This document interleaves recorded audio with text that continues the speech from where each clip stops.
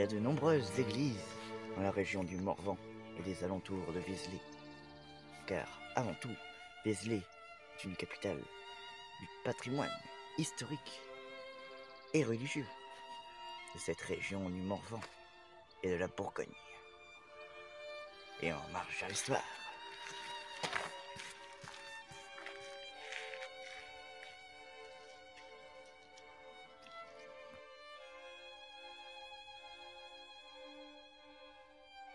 Ce que Vézelay à l'Antiquité. Vézelay à l'Antiquité, c'est d'abord le sel. Car dans la terre de Vézelay, il y a beaucoup de sel. Et donc du coup, dès le néolithique, les puits de mine vont s'installer pour extraire le sel de la terre. Et ainsi, faire commencer le commerce de Vézelay. Mais, après la conquête romaine et la Pax Romana,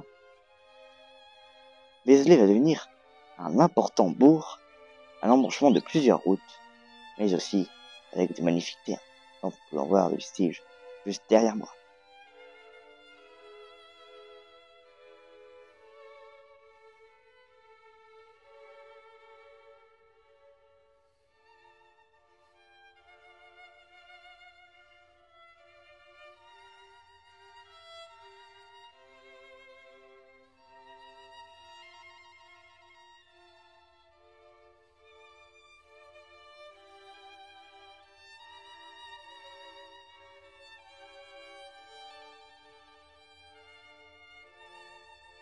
Quels sont ces vestiges juste derrière nous? Ces vestiges sont les derniers vestiges de l'église Saint-Pierre, qui était occupée par les moines bénédictins, remplacés plus tard à la Renaissance par d'autres moines.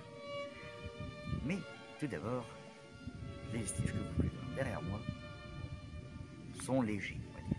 Mais le clocher, lui, est toujours là. Et surtout, le clocher, lui, a changé. Il n'a pas toujours été un clocher. Grâce aux libertés communales, surtout, aux libertés de charte communale, plutôt, il a été transformé en beffroi. Et en marche à l'histoire.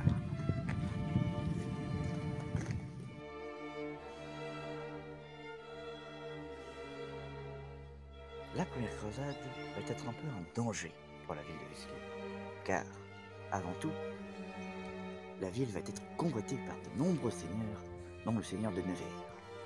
Donc, la ville de Vézelay et sa basilique en construction va devoir se protéger, se ceinturer derrière des remparts et un château, dont le château abbatial, où nous nous trouvons, où il nous en reste un mur là-bas, et le tracé autour de nous, plus sa mode féodale, où nous sommes.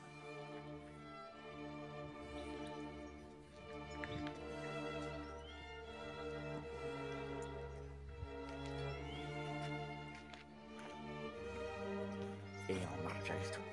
Mais va arriver les ducs de Bourgogne, les trois fantastiques ducs de Bourgogne, avec Philippe le Hardi, Philippe le Bon et Charles le Téméraire, qui vont essayer, à plusieurs reprises, de conquérir la ville de Vézelay. Mais Vézelay, ceinturé par ses remparts, que vous pouvez voir juste derrière moi, va résister. Mais Charles le Téméraire, le dernier des trois fantastiques ducs de Bourgogne, va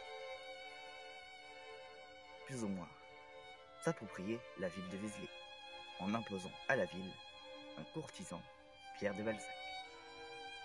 Et en marche à l'histoire.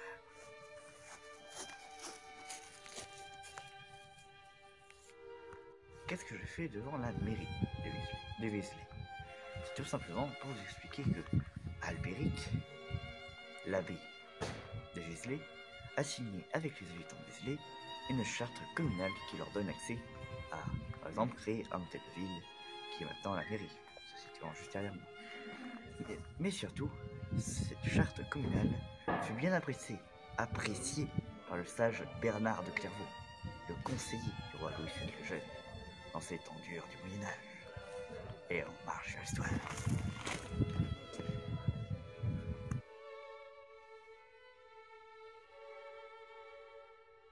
Mais à la Renaissance, un roi de France, François Ier, va calmer tous les religieux de Vézelay, en imposant ses propres lois et en rabaissant l'abbaye de Vézelay en collégiale, qui est, je le rappelle, une grande église, comme avec l'église Saint-Lazare à Vallon.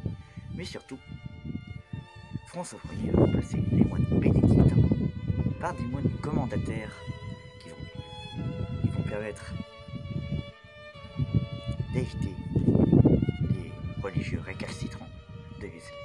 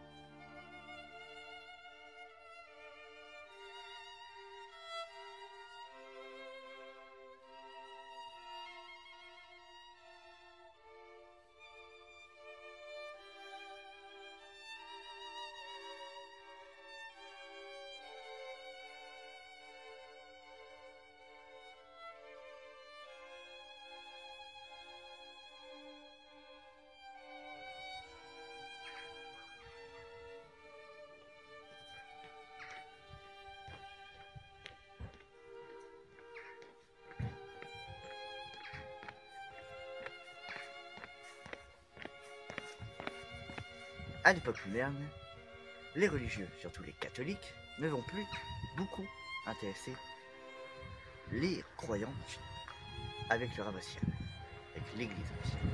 Mais surtout, Vézelay va devenir une importante forteresse, une importante citadelle protestante, comme on montre derrière moi la Porte-Neuve, même s'il datant de la fin du Moyen-Âge. Mais quand même, on voit ses multiples défenses. Elle porte bien son nom de Porte-Neuve. Mais à la fin des guerres de religion, avec l'édit de Nantes signé par Henri IV, la ville va revenir en instant de paix, mais va toujours être en discorde entre protestants et catholiques. Et en marge à l'histoire.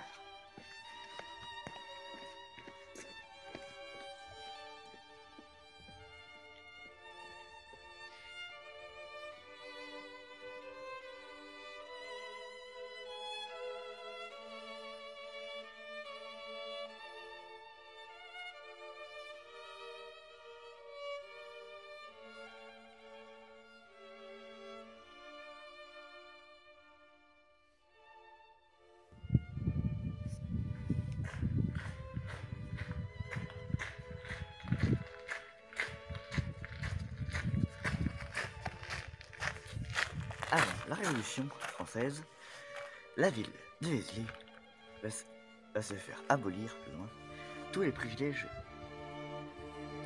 qu'elle avait gagnés pendant le Moyen-Âge et la Renaissance et l'époque moderne. Mais surtout,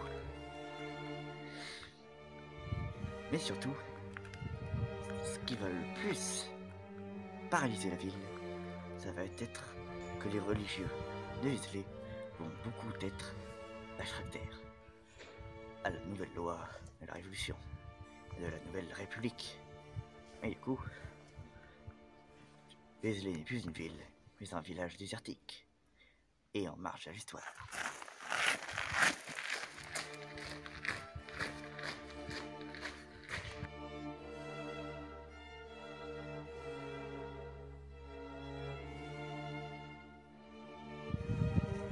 En août 1124, Prosper Mérimée découvrit l'église abbatiale de Vézelay. Donc, il en informa le ministère de l'Intérieur sur l'état catastrophique du monument. Donc, le ministère de l'Intérieur fit appel à un célèbre architecte, Viollet-le-Duc, pour le restaurer. Et voici comment le monument est maintenant. Mais elle, l'économie de Vézelay, va revenir grâce à la restitution par l'archevêque de Sens, ou l'évêque de Sens, de la relique de Sainte-Madeleine, qui va relancer le pèlerinage et l'économie va repartir. Et en marche à l'histoire.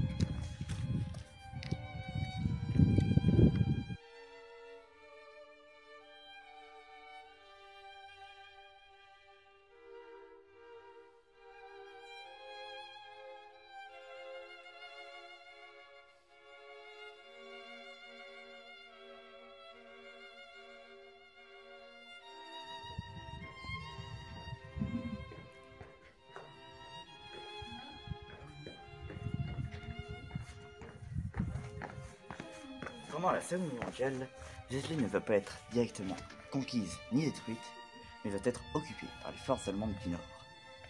Donc du coup, des actes héroïques vont être faits ici, dans une ancienne école, qui est l'école Sainte-Madeleine, qui est maintenant le centre Sainte-Madeleine. Donc du coup, la directrice de cette école, Marie Arnold, va cacher secrètement plusieurs juifs pendant la déportation et la Shoah.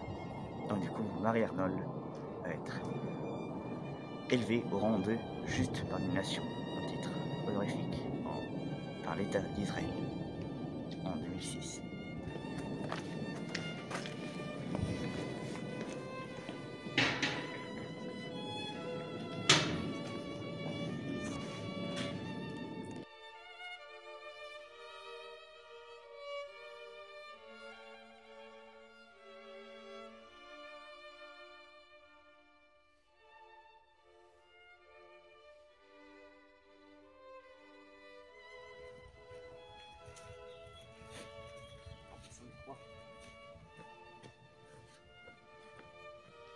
Écrit dessus, c'est comme Charles Porceli. Non, 53.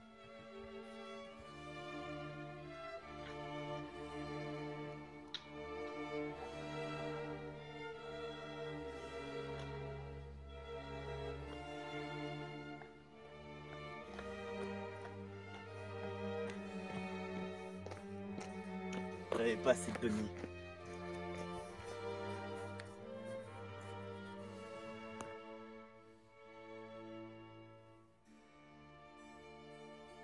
Le patrimoine historique de la région de Vézelay et d'Avallon se voit tout simplement avec le château de Bazoches juste derrière moi, qui était la demeure du maréchal de Vauban, dont ce château et son musée vous expliquera beaucoup mieux que moi. Et on marche à l'histoire.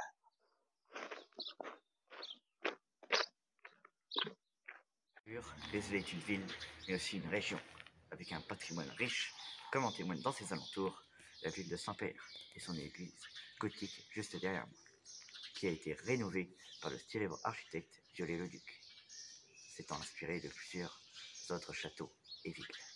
Et en marche à l'histoire, et à d'autres aventures.